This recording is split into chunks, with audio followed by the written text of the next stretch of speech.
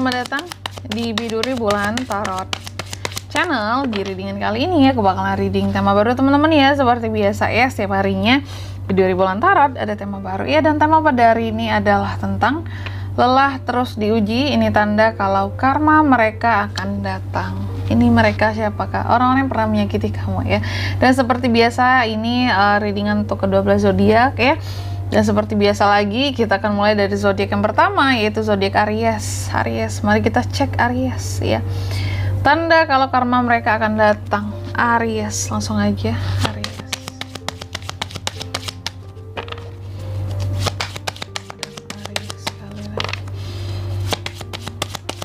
Aries. Oke teman-teman, dan untuk kalian juga yang mungkin mau personal reading ya sama aku juga bisa banget, silakan aja hubungi nomor WhatsApp yang ada di kolom deskripsi. Jadi kalau lagi ada masalah jangan galau-galau sendiri ya, langsung aja buat Aries. Di kartu yang pertama kita akan cek dulu energi utama, main energy ya. Apa inti dari ujian yang terus menerus kamu alami? Kalau aku lihat ini terkait dengan ketenangan batin seorang Aries ya.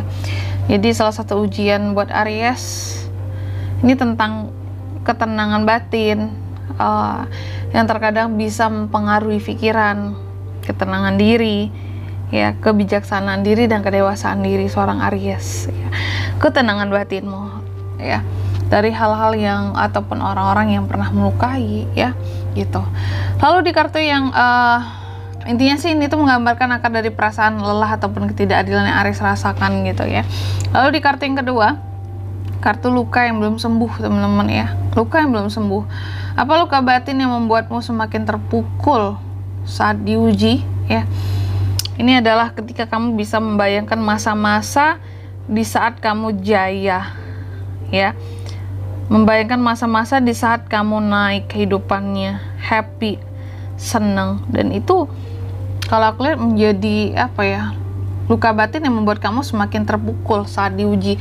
Karena Aries ini rata-rata bukan membandingkan dirinya sama orang lain, tapi membandingkan dirinya ya dengan dirinya sendiri, dirinya yang sekarang dan dirinya yang dulu. Jadi di sini kamu membandingkan dirimu ya dengan dirimu sendiri gitu. Oke. Dan ini menjadi luka batin buat Aries. Aries akan semakin terpukul ketika melihat kemunduran di dalam kehidupannya. Ya, jika dibandingkan dengan aku yang dulu, kayaknya aku dulu lebih senang, lebih happy, lebih sukses, lebih jaya gitu ya. Nah, seperti itu. Lalu di kartu yang ketiga ya, sosok yang akan memberi ujian. Siapa atau seperti apa sosok yang karmanya akan datang ini? Aku lihat ini terkait dengan seseorang. Orang ini pelit Aries terhadap kamu, sangat menjaga tentang duitnya, uangnya di sini. Terus dia juga sangat protektif ke kamu. Mungkin terhadap kamu di sini dia tidak begitu percaya. Dia hanya mempercaya tentang dirinya sendiri dan tipe orang yang memang mau untung sendiri gitu. Jadi orang-orang yang kalau aku lihat ya, tipe orang yang bukan orang-orang ya, ini satu orang. Tipe orang yang tidak punya loyalitas itu. Oke.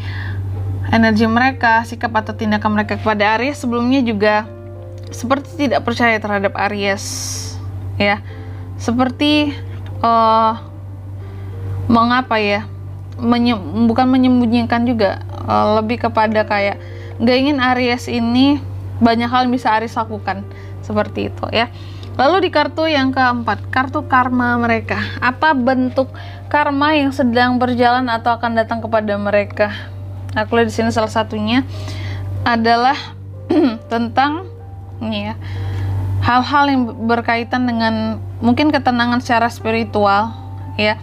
Karmanya berkaitan dengan misteri-misteri kehidupan mereka yang akan semakin dark seperti itu ya. Mereka akan bersinggungan dengan hal-hal ini bisa mengarah kepada hal-hal yang sifatnya spiritualitas, hal-hal yang sifatnya di sini juga mungkin mengarah ke ini ya, hal-hal yang tak terlihat, gaib seperti itu teman-teman ya. Oke. Tapi sih intinya memang karma yang sedang berjalan ataupun yang akan datang kepada mereka ini akan menguji kebijaksanaan diri mereka sebagai seorang manusia ya. Terus ini bisa mengguncang spiritualitas orang ini, ya. Bisa saja membuat dia jadi tidak yakin bahkan sama penciptanya sendiri, karena tahu sendiri tadi ini orang medit, pelit, terus nggak percayaan sama orang lain gitu ya. Terhadap kamu dulunya pelit banget gitu, dan bener-bener medit banget ya gitu. Selanjutnya coba kita shuffle lagi kartunya Aries di sini ya.